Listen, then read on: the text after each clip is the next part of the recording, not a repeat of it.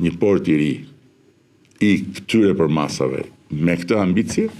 e çon Shqipërinë në një nivel tjetër, në hartën logjistike të rajonit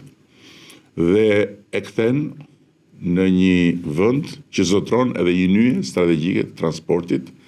në mes të Europës, si pikë lidhëse mes lindjes dhe perëndimit. Pavarësisht vështirësive që ka hasur projekti, pavarësisht dy proceseve të papërfunduara në sekondën e fundit, pavarësisht tërheqjes së kompanisë që ishte shumë pranë lidhjes së kontratës dhe pritej vetëm të paraqisë oferte financiare, por që u shpreh se në kushtet e krizës dhe rritjes së çmimeve nuk e shikonte të mundur të